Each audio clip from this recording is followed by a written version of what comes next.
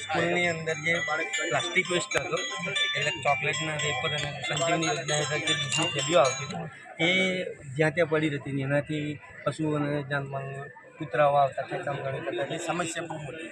તો અમે શું કર્યું કે સિંગલ યુઝ પ્લાસ્ટિકની બોટલ મંગાવી બાળકોને આ રીતે પ્લાસ્ટિક અંદર ભરવા માટે પ્રેરિત કર્યા અને જે બાળકો ભરીને લાવતા હતા આ રીતે ભરી લઈ આવતા અને એમના આની અંદરથી રિસાયકલમાં જ્યારે આપતા તો અમને લગભગ 750-800 રૂપિયા મળે. એમાંથી સન્માન માટે બાળકોને બોલપેન ને આ તેવી વસ્તુઓ લાવ્યા. ત્યાર પછી બાળકોને બતાવ્યું કે ભાઈ પ્લાસ્ટિકનો યુઝ ઓછો કરીને આપણે કાપડની બેગ કાગળની થેલી અને કાપડની આનો વધારે આપણે ઉપયોગ કરીએ.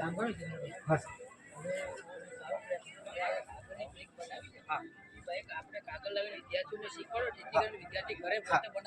એટલે આજે આની અંદરથી સર આ બધા બાળકોએ જ બનાવ્યા છે. આ પેપર સ્ટીકની અંદરથી આ બનાવ્યા છે અને બાળકોએ અમૂલ્ય આપણો જે જૂનો વારસો છે ને એનો પણ આપણે કહે પ્લાસ્ટિક ડીશની અંદર જમવાનું ઓછું કરી અને આપણે જે બાળકો ઓળખી જ નથી શકતા નવી પેઢી સર આને ઓળખતી જ નથી એટલે ઓળખાવા માટેનો એક કોર્નર મટી ગયા